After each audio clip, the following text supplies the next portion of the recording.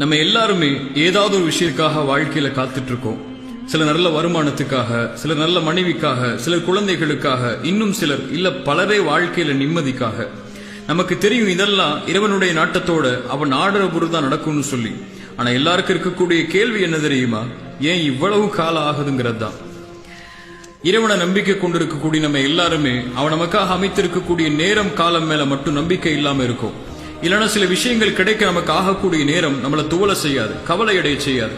இறைவசனம் ஒண்ணு சொல்லுது, நீங்க ஒரு விஷயத்தை விருப்பீங்க, அது உங்களுக்கு சிறந்ததா இருக்கும். நீங்க ஒரு விஷயத்தை நல்லதுன்னு நினைப்பீங்க, அது உங்களுக்கு தீயதா இருக்கும். இறைவன் தான் அறிந்தவன், நீங்க அறியாதவர்கள் தான்.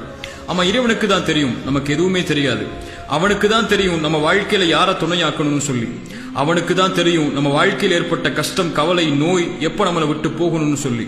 நம்ம புரிஞ்சுக்க வேண்டியது எல்லாமே எல்லாம் சரியான நேரத்துல இறைவன் நாடுறபடி நடக்குங்கிற விஷயத்த மட்டும்தான். சோகமா காத்திருப்பதற்கு பதிலா தூதர் சொன்ன இந்த வார்த்தையை ஒரு முறை உணர்ந்து சொல்லி பாருங்க. இறைவா, என் உச்சி முடி உன் கரத்துல இருக்கு.